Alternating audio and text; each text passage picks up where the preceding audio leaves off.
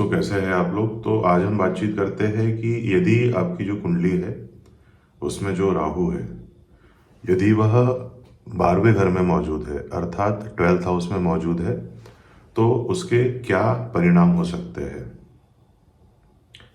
जैसे कि हम पहले चर्चा कर चुके हैं कि राहु जो होता है उसके कारकत्व क्या होते हैं। जितना भी इंटरनेट फैला हुआ है, जितना भी इंटरनेट का साम्राज्य है, सोशल मीडिया है, इंस्टा है, फेसबुक है, वह सब राहु के अंतर्गत आता है। राहु विष है, राहु एक सर्प है, राहु धोखा है। राहु जो होता है वह है जुआ, सट्टा एवं लॉटरी। शेयर मार्केट के ऊपर भी राहु का अधिकार होता है। जो भी चीजें जीवन में त्वरित रूप से घटित होती है, अकस्मात रूप से जो भी घटनाएं घटित होती है, उसका जो कारक तत्व होता है वह राहु होता है। राहु भ्रम है, राहु एक धुआं है। दुनिया में जितने भी प्रकार के नशे होते हैं वह राहु के अंतर्गत आते हैं। तो आप इस तरीके से देख सकते हैं कि राहु के जो कारक तत्व है वह कितने गहरे हैं। जो खोज होती है वह भी राहु के अंतर्गत आती है। जो चीज हमें दिखती कुछ अलग है परंतु भीतर से कुछ अलग होती है, जो मुखौटा होता है, वह भी राहु के अंतर्गत आता है। अब 12वां घर किस चीज का होता है? व्यय का, हानि का, हॉस्पिटल का, नींद का, जो हमारा बेडरूम का सुख होता है पति पत्नी के बीच में, सेक्स का, वह भी 12th हाउस होता है। पुरुषों के लिए जो लेफ्ट आई होती है वह 12वां घर होता है। स्त्रियों के लिए जो राइट आई होती है वह 12वां घर होता है। जो पैसा बचता नहीं है, खर्च हो जाता है व्यर्थ में, वह 12th हाउस होता है। हॉस्पिटल में जो भी हमारा खर्चा जाता है, अकस्मात रूप से आपकी कोई प्लानिंग नहीं है पर हॉस्पिटल में आपका कोई सगा संबंधी एडमिट हो गया और आपका वहाँ पे पैसा चला गया, यह भी राहु है। तो 12वें घर में जब भी राहु होता है तो सबसे पहले राहु जो होता है वह अनियंत्रित विचार होते हैं। सोते समय भी आपके दिमाग में जो विचारों की एक आंधिया है वह लगातार चलती रहेगी। आपको ऐसा लगेगा सुबह उठ के कि मेरी जो नींद है वह पूर्ण नहीं हुई है। सोते समय भी दिमाग में लगातार जो विचार है वह घूमते रहेंगे। राहु रात में आपको नींद की दिक्कतें पैदा करेगा। 12वें घर में यदि राहु मौजूद है तो इसका एक बहुत अच्छा जो घटना घटित करवाता है, ये आपके विदेश यात्रा के या विदेश में प्रवास के यह योग बनाता है। जब भी आपकी कुंडली में राहु की दशा, अंतरदशा या महादशा आएगी तो आपके योग बनते हैं विदेश यात्रा के। आप विदेश जा सकते हैं उस पर्टिकुलर कालखंड में। 12वां घर जो होता है वह इन्वेस्टमेंट का भी होता है। अब ये डिपेंड करता है कि जो राहु है वह आपकी कुंडली में कारक ग्रह है या अकारक ग्रह है। यह देखना अति आवश्यक होता है। और उस घर का जो स्वामी होता है वह कुंडली में किस जगह पर विराजमान है। यदि 12वें घर में मौजूद है और यदि 12वें घर के स्वामी का जो संबंध है वो 10वें घर से बन रहा है, तो आप इंपोर्ट एक्सपोर्ट का, आयात निर्यात का व्यवसाय कर सकते हैं। आप वहां से कोई चीज खरीद के ला सकते हैं या बेच सकते हैं। 12वें घर के राहु आपको फॉरेक्स जो इन्वेस्टमेंट होता है, फॉरेक्स ट्रेडिंग होता है, उसकी तरफ भी रुझान पैदा करता है। आप वहां से भी अच्छा धन प्राप्त कर सकते हैं। 12वें घर में जब राहु मौजूद होता है तो आपके जो सेक्सुअल संबंध होते हैं, जो शैया सुख होता है, उसके प्रति आपकी आसक्ति बहुत ज़्यादा रहेगी। क्योंकि जो राहु होता है वह आपके पूर्व जन्मों की आसक्ति होता है। आप उसमें हो सकता है बहुत सा पैसा खर्च करें। आपका जो पैसा है वह इसी तरीके के जो नशे होते हैं, शारीरिक नशे, मानसिक नशे, उसमें खर्च हो सकता है। जैसा कि हमने बात करी कि 12वां घर जो होता है वह हॉस्पिटल का भी होता है, और 12वें घर का जो संबंध होता है वह आंखों से होता है। यदि आपकी कुंडली में 12वें घर में राहु विराजमान है तो आपको आंखों से संबंधित दिक्कतें हो सकती है, तो आपको अपनी आंखों का विशेष ख्याल रखना चाहिए।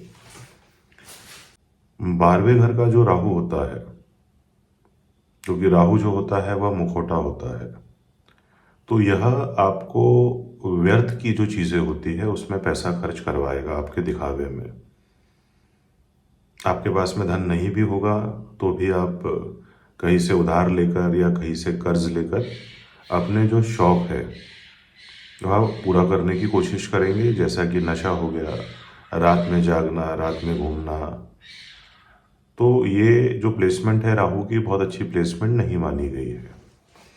12वें घर का राहु कुछ ऐसी बीमारियां भी दे सकता है जिसका जो डायग्नोसिस होता है वह ना हो पाए, क्योंकि राहु जो होता है वह एक रहस्यमय प्लैनेट है और उसकी जब दृष्टि रोग भाव पर जाती है तो कई बार ऐसा होता है कि जो रोग हो रहा है वह डॉक्टर लोग डायग्नोसिस नहीं कर पाते हैं उसका।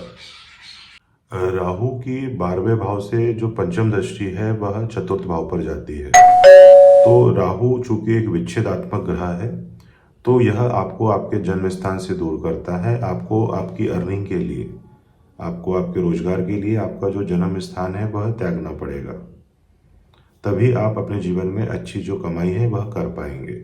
यह माता के स्वास्थ्य को भी दिक्कत देता है, क्योंकि चतुर्थ भाव से हम माता का स्वास्थ्य भी देखते हैं। आपका जो इंटरनल हैप्पीनेस होता है, इंटरनल पीस होती है, राहु उसमें भी ये कमी करता है। राहु की जो 7वीं दृष्टि है वह जाती है 6th हाउस पर। तो जिस भी जातक के 12th हाउस में राहु होता है वह अपने शौक को पूरा करने के लिए बार बार जो ऋण है वह लेता रहता है, और जो ऋण के दलदल में वह लगातार फंसता रहता है। तो ऐसे लोगों को ऋण लेने से बचना चाहिए। चूँकि 6th हाउस जो होता है वह मामा का भी घर होता है, आपके जो माता से संबंधित रिलेटिव्स होते हैं, तो उनको भी यह कोई ना कोई जो बीमारियां है वह दे सकता है। खासकर कैंसर जैसी बीमारी आपके मामा पक्ष में जिस भी जातक के 12th हाउस में राहु है उसे हो सकती है। यहाँ पर आपका जो कानूनी केसेस होते हैं प्रॉपर्टी से रिलेटेड वह आपको देखने को मिल सकते हैं। आपके ही सगे संबंधियों के साथ में आपको प्रॉपर्टी से रिलेटेड वाद विवाद यहाँ पे देखने को मिलता है। यहाँ पे आपको प्रॉपर्टी से संबंधित भी जो कोर्ट केसेस है वह देखने को मिलते हैं। राहु यहाँ पर आपको प्रॉपर्टी से संबंधित कोर्ट केसेस में फंसा सकता है।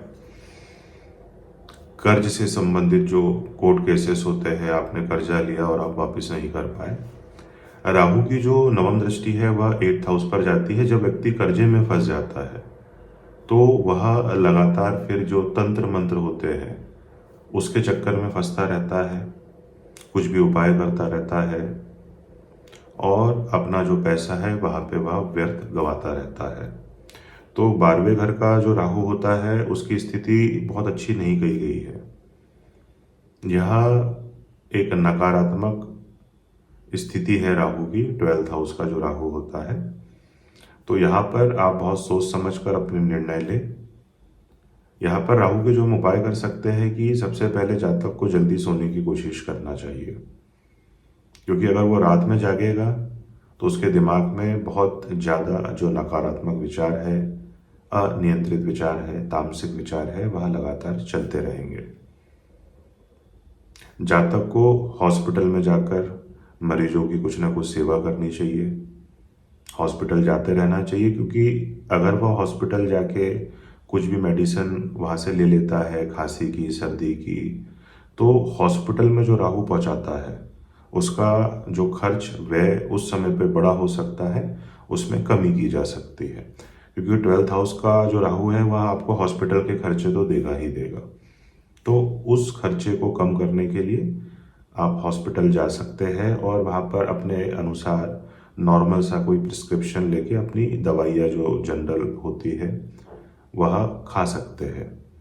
सर्दी खांसी की जो दवाइयाँ होती है, ताकि राहु जो आपको हॉस्पिटल अलग तरीके से पहुंचाने वाला है, तो आप खुद ही जाके वहां से होकर आ जाइए। अब चूंकि राहु यहाँ पर सोने में दिक्कत पैदा करता है, तो अपने तकिया के नीचे मोर पंख जो होता है वो रखें, राहु के नकारात्मक प्रभाव को कम करने के लिए। 12वां घर जो होता है वह आपका छत होता है, तो छत पर जो व्यर्थ का जो कबाड़ होता है वह एकत्रित ना होने दे।